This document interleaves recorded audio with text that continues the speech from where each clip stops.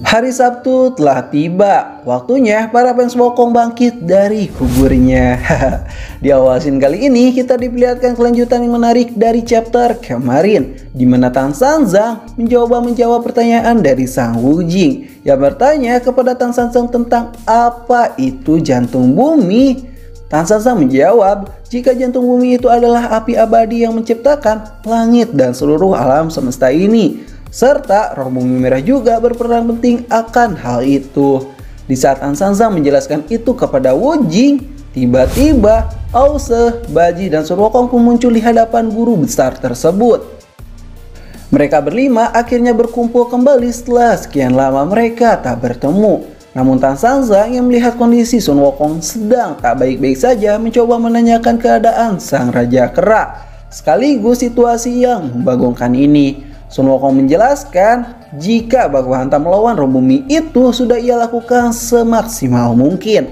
Akan tetapi Wukong harus mengalami kekalahan karena kecerobohannya itu.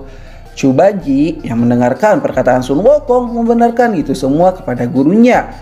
Bahkan ia sendiri jujur saja jika ia juga takut kepada roh bumi merah itu. Ause menambahkan wajar saja jika Baji takut kepada roh bumi merah, karena itu adalah fakta yang sesungguhnya. Tak mungkin semua makhluk yang ada di dunia mau beraliansi besar-besaran melawan roh bumi merah jika kekuatannya itu tak mampu membuat Baji pipis di celana. Sun Wukong yang masih tak terima akan hal itu mulai bertanya-tanya kepada dirinya sendiri. Kenapa setelah ia berhasil bereinkarnasi, kekuatan gila di masa lalu Sang Raja Kera masih belum kembali?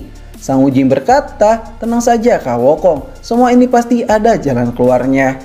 Di saat mereka sedang berbincang-bincang itu, sebuah ledakan dahsyat pun terdengar di atas langit dan mendarat indah di atas pohon besar dekat mereka. Yang ternyata itu semua suara jatuhnya roh bumi merah yang tertekan oleh serangan gila Raja Asura Rau, serta berhasil memberikan sebuah luka permanen tepat di perutnya dan berdarah begitu saja. Roh bumi merah yang sudah merasa kesakitan merasa ada yang aneh dengan hal itu. Kenapa serangan Raja Asura Rau bisa berhasil menembus kulit yang bahkan tak mampu ditembus oleh para dewa, bahkan juga oleh Sang Raja Kera. Lalu di atas langit Raja Asura bersama antek-anteknya berkata, jika roh bumi merah menginginkan jantung bumi, maka roh bumi merah harus bisa membantai semua aliansi tanpa ada yang tersisa. Roh bumi merah yang mendengarkan itu semua mulai tertarik dengan pertarungan baku hantam ini. Para dewa yang bersemangat untuk mengakhiri baku hantam melawan roh bumi merah harus tertahan pergerakan mereka oleh teriakan Sang Raja Asura, di mana Sang Raja Asura meminta semua para dewa mundur dari hadapannya dan mempercayakan roh bumi merah kepadanya. Para dewa yang mendengarkan hal itu sontak tak terima atas keputusan satu pihak yang dilakukan oleh Raja Asura. Namun Raja Asura menjelaskan jika mereka menyerang bersamaan itu hasilnya akan sama saja, yaitu kematian yang sudah menanti mereka. Lalu Raja Asura pun berteriak sekencang-kencangnya, "Hei roh bumi merah, kau adalah mangsaku yang sesungguhnya, jadi bersiap-siaplah untuk mati di tanganku."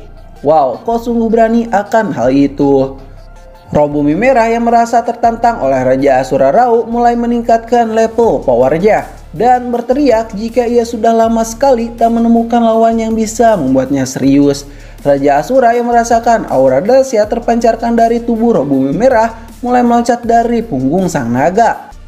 Sambil berkata, akhirnya kau mulai serius dengan baku hantam ini. Raja Asura yang barbar, ia pun melompat tepat di atas jantung bumi. Ia pun menekan jantung bumi itu hingga jatuh di depan rombongan Tang Sanzang. Kakek Timur yang melihat kelakuan barbar yang tak ada otak ini mulai pusing dengan apa yang dilakukan oleh Raja Asura yang menganggap ia sudah gila. Roh bumi merah yang mengingat itu semua mulai senyum percaya diri, karena setelah ia bisa mengalahkan Raja Asura, maka itu artinya dia akan memiliki jantung bumi seutuhnya. Lalu sebuah cahaya biru menyilaukan pun terlihat di sana, dan sebuah serangan pedang iblis pun menyerang roh bumi merah tersebut. Dan damn, serangan gila tersebut pun berhasil ditahan oleh roh bumi merah dengan sangat sempurna.